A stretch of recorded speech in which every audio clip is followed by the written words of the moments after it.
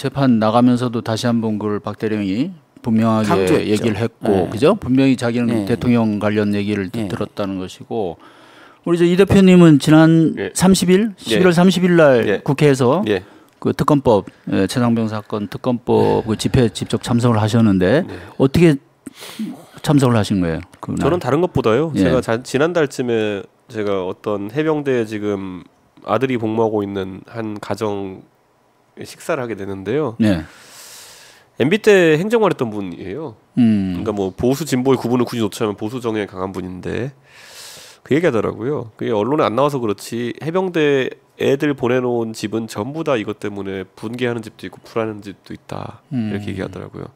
그거 듣고 나니까 해병대 지금 19,000명이 의무복무 중이고 9,000명의 간부가 있는데 그러면 28,000명 정도의 가족은 이 사건 처결 때문에라도 정치적으로 굉장히 윤석열 정부를 싫어할 수밖에 없겠구나라는 생각이 들었고 그게 굳이 뭐 해병대에 가족을 보낸 사람만 그렇게 생각하겠습니까?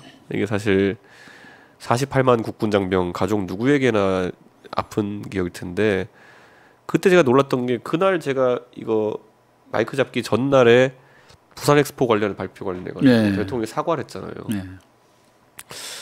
아니 부산은 340만 명이나 살고 있어가지고 그게 두렵나? 그러면 지금 48만 군 장병의 가족들은 안 두렵나? 아니 저분이 사과를 할 줄 아는 분이었어?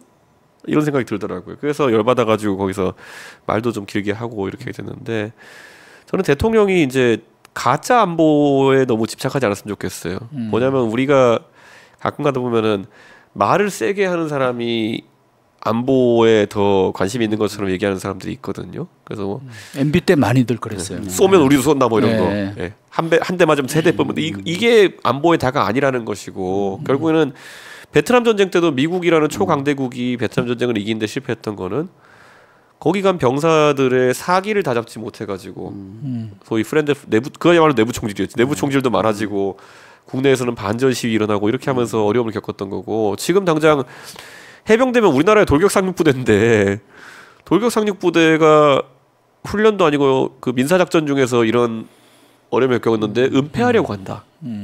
이런 의혹이 있으면 누가 실제 돌격 상륙 전투장에서 국가를 위해서 열심히 뭐 복무하려고 하겠느냐. 이건 아주 근본적인 문제거든요. 결국 전쟁을 아무리 첨단 장비를 갖다 놔도 사기가 확보 안 되고 그리고 내가 무엇을 위해 싸우는가가 확보되지 않으면은 그 전쟁을 이길 수가 없는 거거든요. 베트남 전쟁에서 똑같은 거거든요. 장비가 아무리 좋아도 우리가 누굴 위해 이 전쟁을 하고 있느냐.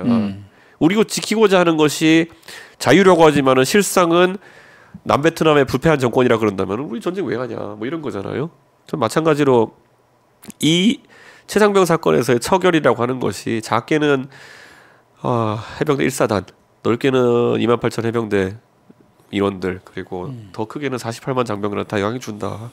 그게 진짜 안보지 뭐가 안보냐 이런 생각이 들었습니다. 그러니까 저도 이제 해병대 1사단장 지도서가 최근에 이제 공개가 됐는데 팩트를 떠나서 팩트에 대해서는 뭐 이런저런 얘기가 있었지만 제가 제일 충격을 받았던 장면은 그 생존 해병이 제대하고 나서 바로 고발하는 그 부분에 대해서 상당히 원색적인 비난을 해놨어요. 그러니까 본인의 뜻이 아닐 거라고 생각한다는 거예요. 배우가 있다. 그걸 보면서 와 뭐랄까 오죽 답답했으면 그분은 그랬을까 그 생존 해병이 이걸 굉장히 아프게 생각해야 되거든요. 우리가 그 하고 있는 모든 일들의 근본이 흔들리고 있구나. 앞에서 면정복배라는 말 있지 않습니까? 앞에서 긍정적인 표시를 하고 있는 많은 분들의 속내가 아닐 수 있겠구나라는 걸 느껴야 되는데 그렇게 얘기하니까 네 생각이 아니지 이런 얘기를 하는 거예요. 그분은 그러면 또 다른 그분도 이제 정치에 나오려고 그러나요? 생존 해병도 그런 건가요? 이거는 너무 자기 중심적으로 그러니까 나의 치부를 얘기하는 사람은 다 빨갱이야. 그래서 이번 문제에 있어서도 시민단체가 많은 비난도 하고 있지만 그 시민단체를 향해서 다 그런 어떤 그 이념적인 색깔을 더 지어놓고 다 그 종북 세력 그러니까 말은 안 했지만 결국 종북 세력이라는 얘기거든요. 지금은 그래도 희한하게 종북 세력, 종북이라는 말이 많이 지금 사라졌습니다. 근데 그 종북이라는 말이 저는 그게 진짜 언어의 폭력 중에 대표적 폭력이다. 이게 일종의 이제 빨갱이가 바뀐 용어거든요. 종북이라는 얘기로.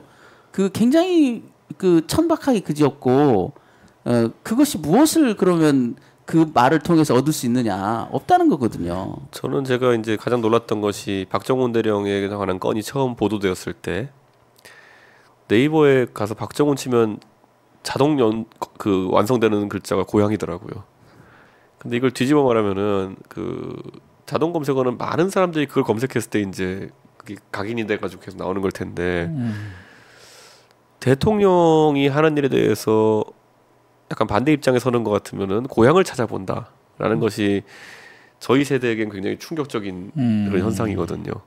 근데 공교롭게도 이번에 아까 김 변호사 말씀하신 것처럼 그런 종북론이라는 게 많이 안 퍼진 이유는 경상북도 포항 출신의 경북대학교를 나온 찐 해병대 군인 박정훈이었기 망정이지 아니었으면 저는 또 굉장히 이상한 방향으로 흘러갔을 것이다. 그렇죠. 그게 그런 지금 와서는 좀 안타까운 일이지만은 그것 때문에라도 이번 건은 보수 진보 가리지 않고 굉장히 냉정하게 바라볼 수 있는 건이 됐다. 저는 그런 생각을 좀 합니다. 그러니까 그분들도 이제 스스로를 그 반성해야 됩니다. 그런 시각으로 보려고 했던 그 자체가 얼마나 말이 안 되는 얘기입니까? 그러니까 이분이 무슨 정치적 의도를 가지고 뭐 이 일을 기획하고 했다. 너무 무책임하고 비윤리적인 비난인 거죠. 그 저는 이제 재판을 하면서 처음 느꼈던 게 뭐냐면 어머님께서 이런 얘기를 하셨어요. 이제 재판이 끝났다고 전화를 주셨는데 재판 잘 끝났다 이런 얘기를 하니까 뭐 죄도 없는 놈을 왜 재판한대요? 이러시는 거예요, 어머니가. 죄도 없는 애를 무슨 재판을 한다는 거냐 하는 거예요. 죄는 딴 사람이 지었어요. 법적으로 보더라도 분명히 국방장관의 직권남용 행위입니다. 이거는. 그런데 그 피해자를 갖다가 항명으로 덮어 씌워가지고 구속을 하려다가 재판까지 회부해놓고 있는 게 이 현실이에요. 그분은 그러니까 정말 공포스러운 게 뭐냐면 그분이 원래 그렇게 살았던 분도 아니란 얘기예요. 그런 자기들 기준으로 오해를 살 만한 색깔이 모호하거나 무슨 종북의 의심을 받는 사람도 아니었다는 얘기예요. 그러니까. 그러면 하물며 종북이라고 의심됐던 사람들에 대해서는 오죽하겠냐는 거예요.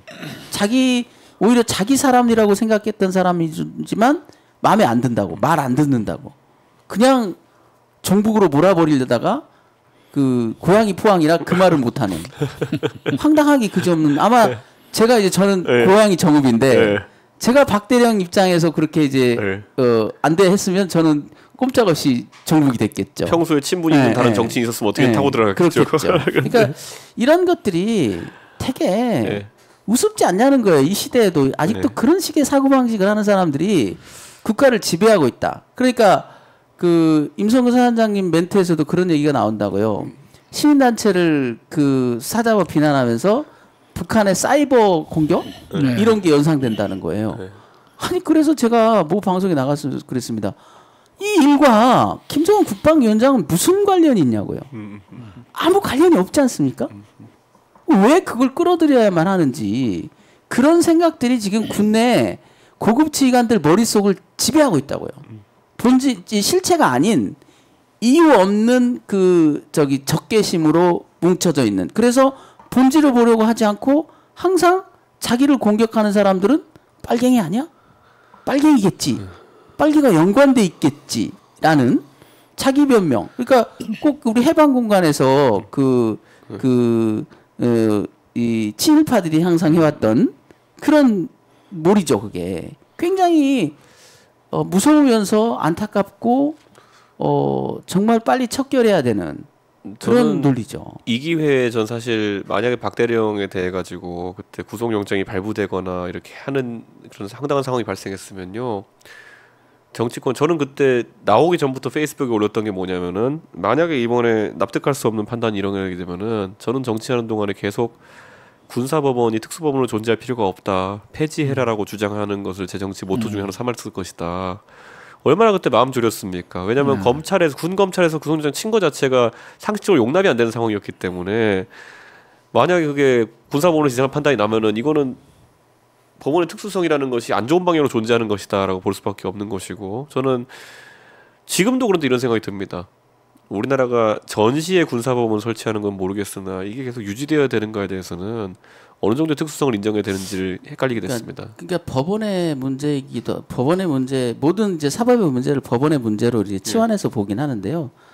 저는 그보다 본질적으로 한번 깊게 그 구조를 좀 들어가 볼 필요가 있다. 군사법원이 독립되지 않아서 벌어지는 일이기도 하지만 군내 헤게모니의 문제예요. 육사 중심의 헤게모니, 독점 세력이거든요. 이 사건에서도 그렇게 드라이브를 걸어가는 많은 사람들이 다 육사 라인입니다. 이번에 검찰 단장도 육사 출신이고 그 법무관리관실 내에서 그 괴문서를 만들었다고 추정되는 주 집필자였던 사람도 육사 출신이에요. 그 어떤 세력에도 주축 세력이 있을 수는 있습니다. 그러나 독점 세력이 돼서는 안 돼요. 그리고 지나친 어떤 자기의 어떤 그 직위나 나이나 이걸 넘어서서 지나친 독점적 권력을 갖는 것은 위험합니다. 지금 육사 출신 법조인들이 과거로부터 누렸던 그런 그 권력의 그것이 지금 골마 터진 거예요. 이게 왜 이런 무리한 장관의 지시, 누가 봐도 장관이 범법자일 가능성이 높은데 누구 하나도 브레이크를 걸지 않고 브레이크를 걸기는커녕 그 등에 올라타가지고 지금 이 말하자면 난리굿을 치는 거거든요. 이거는 설사 군사법원을 내보내도 그들 내부의 그런 권력 구조를 온전시키고 있는 상태에서는 또 반복됩니다. 지금 이 사건이 어찌 보면 왜 이게 군사 경찰에서 또 터졌느냐. 이것도 상당히 또 의미심장한 얘기예요. 우리가 저도 법무관 출신이지만 항상 이런 일은 검찰이 군법무관들이 총대를 베고 군사 경찰은 지휘부와 함께 했다고요. 항상 밉상이었죠. 그래서. 근데 반대 현상이 나왔어요. 그리고 이제 그런 그나마 비판의 목소리를 냈던 사람들은 없어졌어요. 그게 저는 내부를 좀 알기 때문에 이게 그 불온서적 사건 때문에 법무관이 파면되고 나서 번진 법무관 사회의 그 냉소주의입니다. 비판하지 않아요. 예, 하시죠. 한번 해보시죠. 마음대로. 그냥 밀어주는 거예요. 지가 잘못된 길로 가더라도. 그리고 그들 내부에서도 어떤 이 권력 균형이 완전히 깨져가지고 이제 법무관 조직 내에서도 육사 라인만 완전히 득세해버리는, 다른 세력들은 거기에 어떠한 반론도 제기하지 못하고 거기에 빌붙어야 되는 그런 일들이 지금 횡행하고 있거든요. 이건 법원을 내보낼 뿐만 아니라 근본적인 메스를 대야 됩니다. 뭔가 군 사법을 군대의 수사와 법원 그걸 지도하고 장악하고 있는 모든 세력들에 대해서 근본적 메스를 대야 돼요. 법무관 조직 이렇게 만들어 놓으면 안 됩니다. 이런 식으로 육사가 모든 것들을 마음대로 할 수 있는 조직으로 만들어 놨기 때문에 지금 이런 일이 벌어지는 거예요. 단기 같은 경우도 과거에는요, 단기 법무관들이 굉장히 중요한 역할을 했습니다. 왜냐하면 이분들은 대개 다 판검사 임용자였거든요. 과거에 단기 법무관들은. 솔직히 말하면 말을 잘 안 들었어요. 위에서 지시해도 말을 잘 안 듣습니다. 먹히지 않아요. 그게 상당히 사법의 독립을 지켜주는 든든한 버팀목이 됐어요. 지금 그거조차도 무너졌습니다. 과거에 어떤 일이 있었냐면 그 단기 법무관들 출근이나 이런 걸 문제 삼아가지고 그 정보기관에서 그때 기무부대였죠. 그걸 조난자료로 해서 대법원에 넘기는 바람에 대법원에서 판사 임용을 다 잘라버렸다고요. 그분들을. 물론 그분들이 불성실했던 점은 있겠지요. 근데 저는 개인적으로는 저건 엄청난 독소적인 역할을 앞으로 영향을 미칠 거다. 자기 검열을 해버린다는 얘기예요. 법조인. 이제 3년간 있으면서는 나는 그냥 내 몸 하나 잘 지키고 나가면 되지. 내가 무슨 영화를 보겠다고 여기서. 이렇게 이런 여러 가지 문제점들이 함께 온전해서 지금 이런 일들을 벌이고 있다. 벌어지고 있다. 저는 그렇게 보고 있어요. 군 검찰하고 군사법원 문제는 사실 뭐 오랜 논란거리인데 그 부분은 또 뭐 나중에 또 시간 있으면 더 한번 얘기를 해보고요.